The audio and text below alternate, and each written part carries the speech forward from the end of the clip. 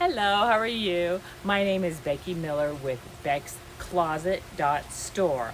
I today am on here because I am looking for a casual worker. If you live in Naples or Bonita Springs or south of Fort Myers in Florida, please contact me. What I'm looking for is somebody to work with me for 2 days a week at 3 hours each day. So you would only be getting a total of 6 hours a week from me starting out with. What I am looking for is somebody who knows how to do light computer work. Like I have Excel sheets. If you can list anything on Excel sheets, which is my inventory that I do. Also, I do send out thank you cards.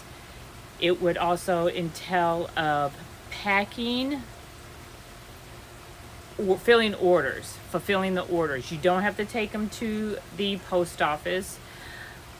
And if you know how to use an iPhone, which everybody does, and you can be a great photographer on your iPhone, you don't have to be professional. You don't have to have a big camera with all this expensive stuff. That's all I'm asking for. Somebody who can operate the camera, somebody who will be able to fulfill orders, somebody who can list inventory for me on Excel sheet. Also, to send out thank you cards for those that do have orders. If you are interested, please DM me, message me.